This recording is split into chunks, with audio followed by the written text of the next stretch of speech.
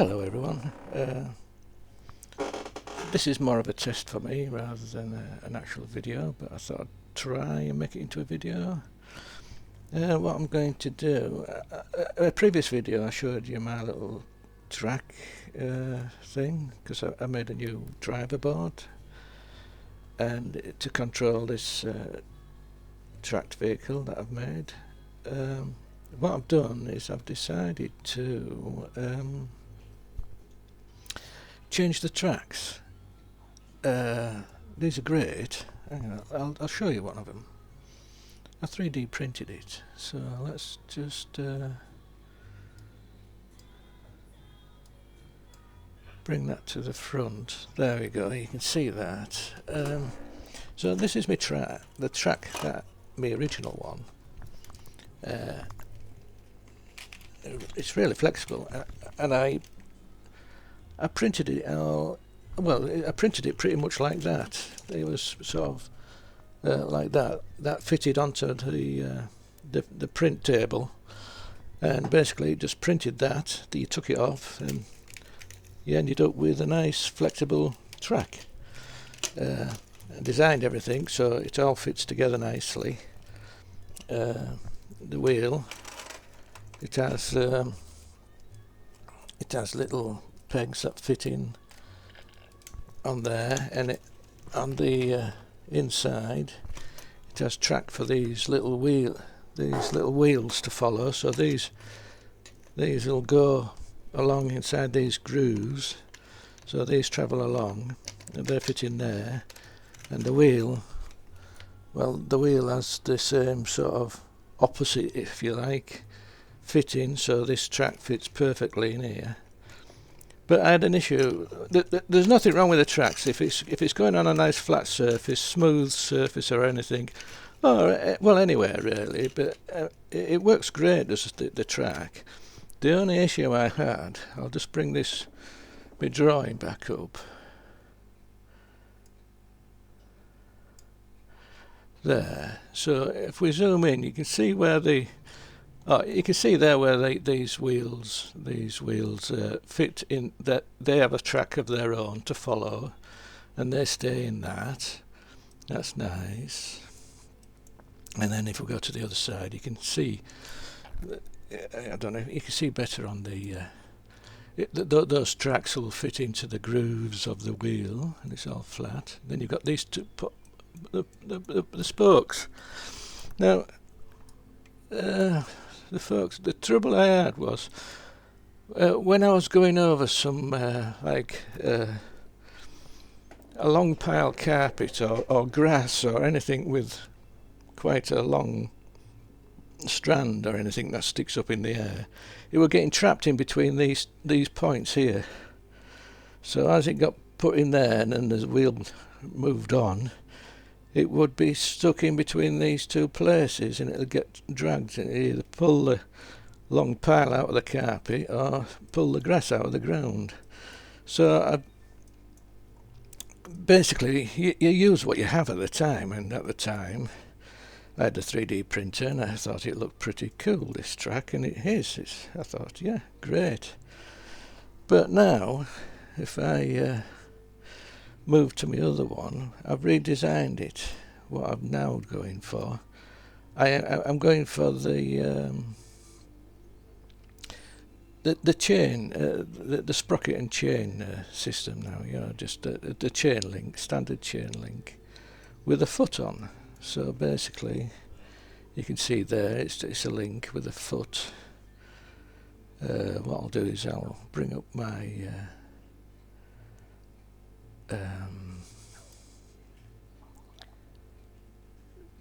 track link.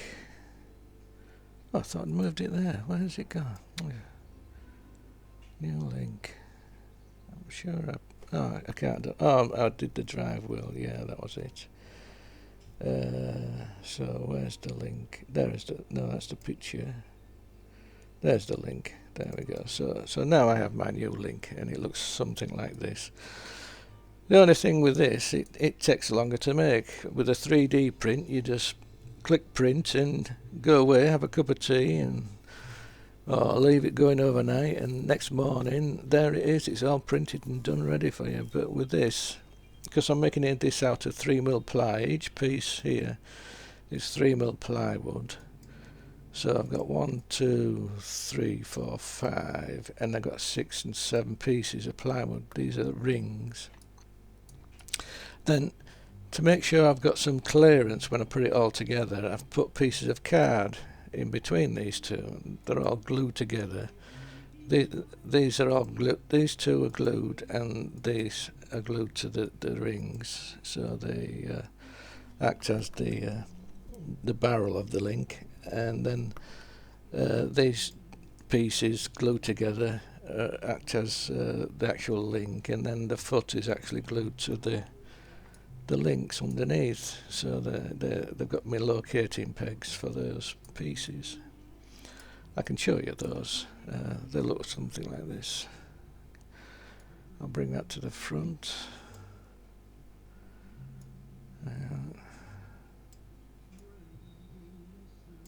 There we go. So if I can get rid of that now, because it's done. It's a proven thing. It works great. And this is my new link, new chain. It's made out of wood. But the only issue with this, you can't just put it on a bed and print it out. You've actually got to fabricate it and glue it all together. So this is what one of the finished links look like. That's the thing. I just put that in there to space it. It's made up of a foot. It's made up of let me just find a piece of plastic. Right, it's made up of these 4 links, but these 4 links are there's 2 different ones.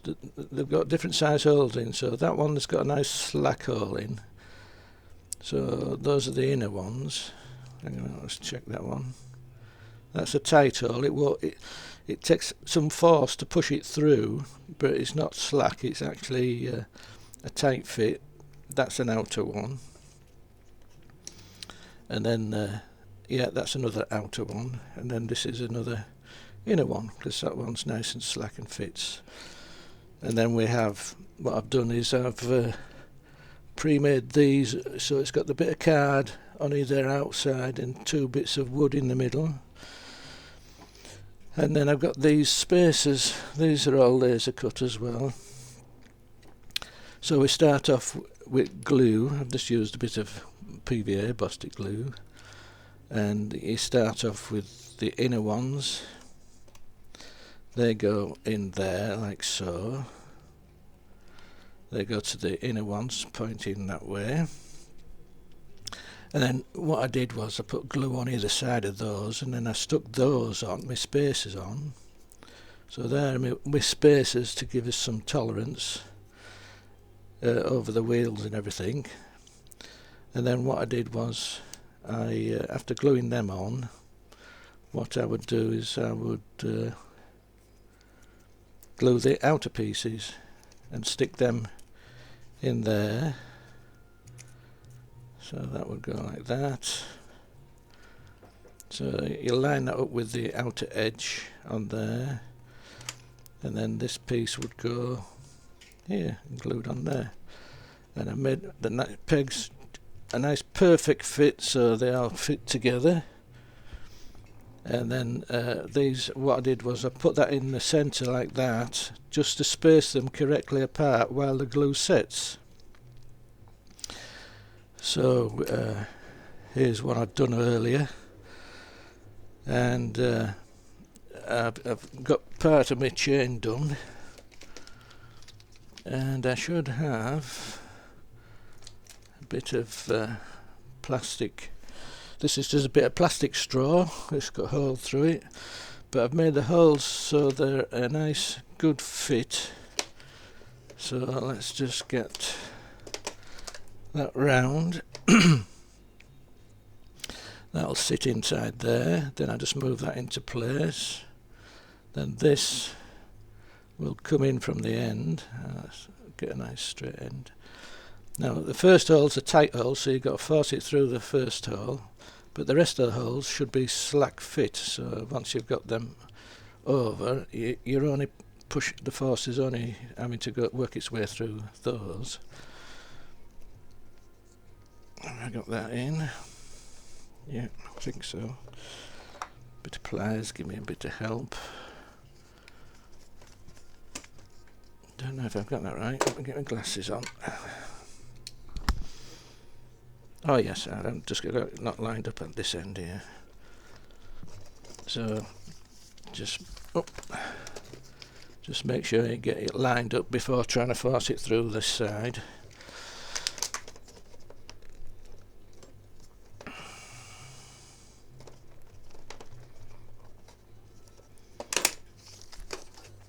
Then once I've got it pushed through that side there, just through a little bit, what I do is it's getting a bit long this now. Hold on a moment, let's just try so I can get it all in camera. Yeah, so I've done that one, and what I use, I've got these like tapered tweezers. I just hold them like that so they're nice tapered, and what I can do is I can just spread that hole out there, and that makes it a really good tight fit. Then I use one of my cardboard shims to space off where I cut. Have I got that in shot? Yeah, where I cut the pipe or the straw, so it just sticks out a little,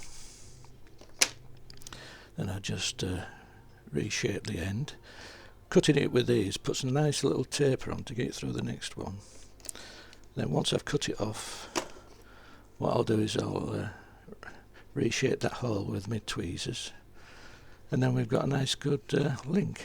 And that was the last one of that. So now what I've got to do, if I can keep it on the camera, is we need to put it all together. Now there's that spacer. So I need my spacer in there, then my piece of straw, get that started in that hole. Once I've got it located, it'll go through to there. Then I need to make sure it's lined up on that side before forcing it through. Then we've got it through so far.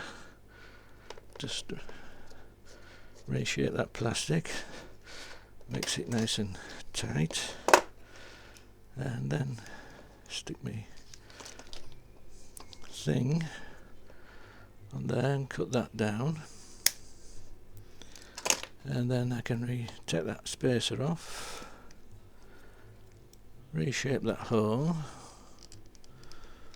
That makes it a nice piece of track. And the wheels, I've made the wheels like that,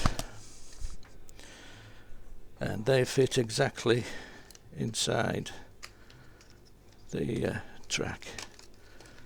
And once I get it on the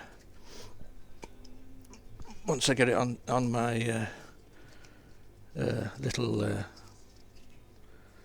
track machine, I'll show you. Well, yeah, and as for the spindles, you notice I've got a nice large bearing on this side. It's got a large hole, but a small one on that side. When it's fitted to the spindle, all that holds it onto the spindle is that goes in. The bearing can't go that way, so this actually holds the wheel onto the spindle. This bearing can't go that way, and this side sits on a seat on the spindle on the inside. I just want to bring that up on my drawing, just so you can see. With plastic, there is a tendency. Well, it's I print with FDM, so what we can see is, let's just see if I've got that. That's supposed to be in shot anyway. Yeah, so if we go to my new track, and what we can do, if I try and do a section, well, I'll tell you what, I'll just remove that, I'll remove the wheel, and then you can see the spindle, and see how I've designed the spindle.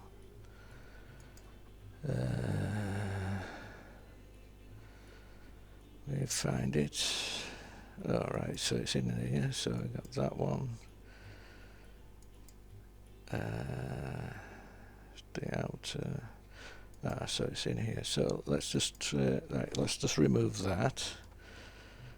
There, you can see that we've got the my spindle. So we've got the big bearing on the inside and the small bearing. This is basically how it's done on cars. Actually, your front wheel's held on the same way, except it's a big nut at this end. But what just wanted to show you the way I print these files. You can see there's a flat here, and you can see that it doesn't matter that there's a flat here. The reason there's a flat here is because of the way I print them. I print them this way up, like that. If I print them that way up, that way we get the filament to lay down in long lines like this, going along here. And there's less chance of this breaking because there's more strength printing a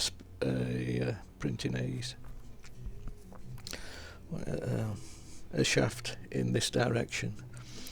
But to get this printed in this direction, you need this side flat to start. But if I remove the bearings, you can see where the bearings sit, and there's still room for the bearing to sit on there. It just means there's a little gap here, but that's not going to matter between that and the bearing. Anyway, I just wanted to show you that, that's all. So just a little design trait that I tend to use to get the things in place. So once I've got it back on my little, I don't know what to call it, ROV, remote control vehicle, there you go. Once I get the tracks on, I will do another video of it working with the new tracks. And obviously I've had to change all these wheels here, these support wheels. These support wheels now just run on top of the linkage. So all the weight, basically the weight, there's no weight on these front wheels, because actually, I'll just mention that if you ever fancy designing some,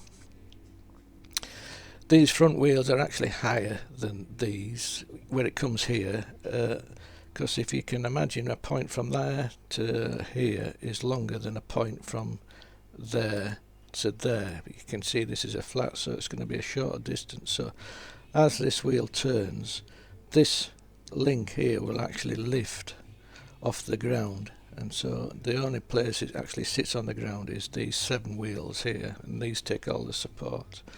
These are just drive wheels, are these, and well, this yeah, that's a drive wheel, and this is an idler wheel, that's all it is. But all your weight actually runs on these wheels at the bottom. Okay, let's see how well that went. So I'm going to do another video of I'm rambling again. I'm going to do another video of this once I've got my wooden tracks on. So until then, thanks for watching if you made it so far.